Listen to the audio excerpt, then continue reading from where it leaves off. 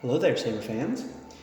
Today I want to actually show you how I made my own clear acrylic lightsaber Tsuba. I was actually inspired by the Star Wars Vision's Ninth Jedi. When the Margrave gets his lightsaber and it ignites with that green blade, it ends up having a ring of energy just kind of around it. So I was like, hey, you know what? I could probably get some clear acrylic discs and make that on my own. First, I do want to mention, if I sound a little bit different, I did just come up, I'm just recovering over the flu, so I'm still a little nasally, so I apologize for that. But let's go ahead and take a look. So of course, a traditional Tsuba is just this kind of ring around here that kind of protects your hand. But with an energy Tsuba,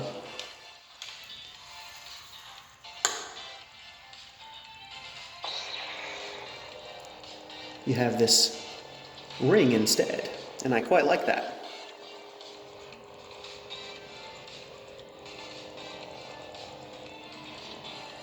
And I'm not going to get too in-depth in how I made this because I'm very much a just kind of figure it out on the go kind of person, so I'm just going to kind of go over some of the highlights. So you'll kind of see that I already started kind of doing the I guess pattern on that to start. And you know, I've got these off eBay. I got a pack of 5 for $10. This is a 3-inch. They make them in different lengths, different thicknesses. This is actually a 1/4 inch thickness, which I really wish I could have gotten 3/8 just to add just a little bit more to that. And I feel like a full 2-inch, which will be, or a half-inch, sorry, half-inch would be, you know, the thickness of both of these together. I feel like that's a little bit too much, but the first thing that I did was, I've got my drill here, and I just drilled holes all around this edge. I don't have a drill bit big enough to go the full, either 1 inch, or in these cases, I have 7/8 inch blades, but I know the more common is for 1 inch. But you know, you just take a bit of 1 inch blade tube. I have some of this from stock from where I've cut my own blades, and I just put that on there and took a pen, and the inside of this blade is 7/8 inch, so that's what I use. But if you're using, you can even just take the top of your blade and just kind of press it there and draw around that to get that ring. Now what I did to get it right in the center was I actually traced a bit of paper to get the ring, folded it exactly in half, and then measured and got, in this case, since this is 3 inches, I put 1.5 inch, you know, just an inch from it there. And that's how I got my inner ring there, so that I could just place this on top to know that's exactly where the center should be. Put that there, took this off, and then just drew the hole. So that's how I knew how to get that right in the center. But once you kind of put your holes all around there, you're going to end up having some like jagged bits where, you know, you've got this hole here and this hole here, and there's that little bit of kind of a curve up in between them. So once I did that, I took a file, just kind of filed them down a little bit, because most of the work's going to get done by taking, what I did is I took some sandpaper and put that around my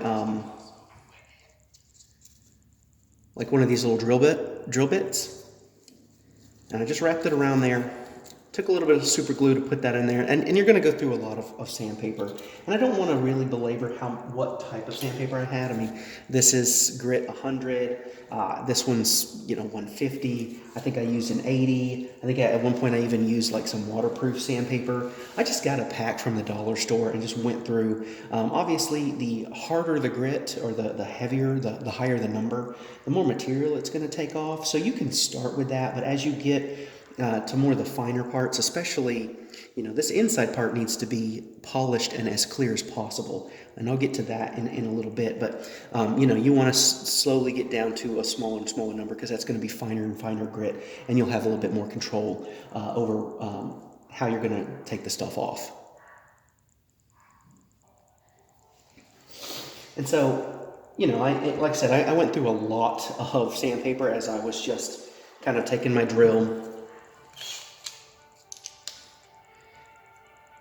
and just putting the sandpaper in there and just going to town. And it took me a while, probably a couple hours. I had to reapply sandpaper because eventually it would just get, you know, I bought real cheap sandpaper, so it kind of degrades. I'm sure there's better ways to do it, but like I said, I'm very much a just use what I have kind of person, and you know, that's what I had. But once I got down to, you know, the size, and I kept test fitting it, and that's important. So you don't want to just go as far as you can. And when you have this, you're still going to have this brown paper on it, so you should have that line to keep you from going overboard.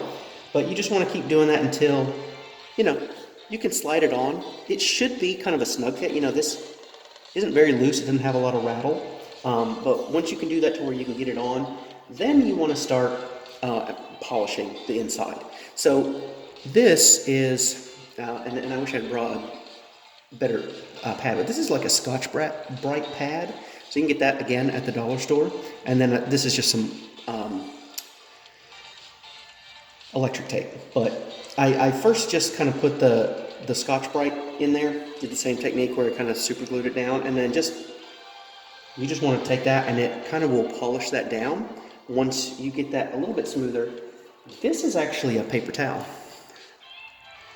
And the paper towels are nice because they're fibrous, and I have some oil that I used. I think I have it from like one of my trimmers. So the trimmer itself comes with a little oil that you're supposed to apply to the blade. So I just did that, and that's how I got that inside bit. You can see right in here. You can see my fingers on the outside from the inside, because it's very important that the inside here be as clear as possible, because that needs to pick up the light and send it out. So you want where the light's coming from to be clear, and where you want the light to stop on this edge, that's where you're going to get that abrasion. And that's actually the easy part. So, and that's why I actually have this wrapped the way that it is, because I just put it in there like so, and then I just grab my sandpaper and just like that. And so you want to get it to a nice abrasion that you like. Another thing that I did, let's see if you can see that, is that when you get these, the edges are hard. So another thing that I did to try to kind of, you want this rounded. I've even seen where you can get it beveled like that. And what that does is that increases the surface area that light's going to bounce off of. So I took this, and then I actually took my file again, and I sit this down so that, you know, basically holds like that, and then I just held this until I got that bevel that I liked. And then once you did that, you got to sand it again, because, you know, you want it to be kind of smooth, but you have that abrasion. You'll also see that on just the inside here, I've also sanded. And again, that was just a very careful technique of, while I had it on this, I just very, very gently held this as it was spinning and just pressed a little bit down. You want to be very careful, because every little bit, like if I was holding it like this and any of this was touched by the sandpaper, it could leave a scratch all the way around. So you want to be very careful. Don't have any sandpaper higher than where you want. So literally I just had it like right there, right at that very edge, and then just gave it a little press. You can also kind of fold it. So I have my sandpaper folded like this, and just kind of clamp it on both sides as you spin.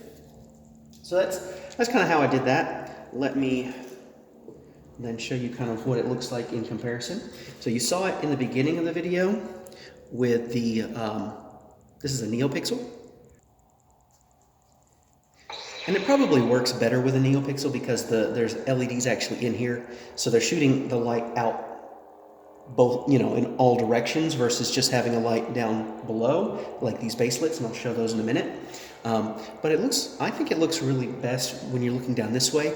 When you're looking on the side, it becomes very, very clear that the brightness of this is not the same as that. That kind of bothers me. It's kind of limited, but I think it still looks good. Now let's take a look at what it looks like in red.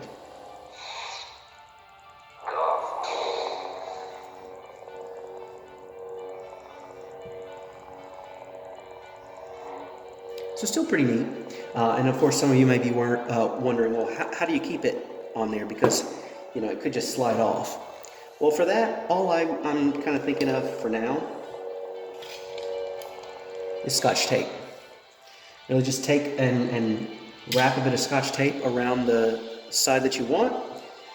Get this down in there and just kind of slide it and wedge it on top of the Scotch tape. And you won't see that when it's on. Again, I'm sure there's other ways. I've heard people, you know, will use a clamp on there that you can keep it. You can even, you know, I'm limited myself to just this ring, but you could actually sand this entire thing so it looks, the entire thing glows.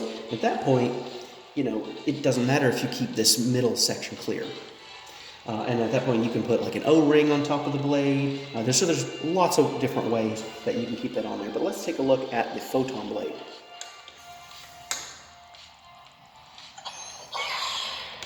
And I don't know why, but I actually think that this works even better with a Photon Blade. Even though in theory, it shouldn't be brighter. Let me go back to a green on this. And we'll compare.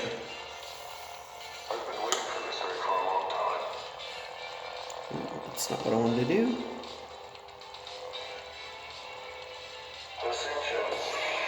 So both of these are green. And in comparison, they're pretty close, although the NeoPixel should, in theory, be brighter. But it kind of isn't. The Photon Blade kind of wins out. I'm not really sure what that's about. You know, maybe in the comments if you guys have any theories as to why this looks a little bit brighter. But I just wanted to show this off. I'm going to continue to experiment with it. I might do some patterns in there, maybe like some lightning coming out from there, but I just wanted to share that with you. That's what I've been working on while I've been a little sick, but again, I hope you guys enjoy. May the Force be with you.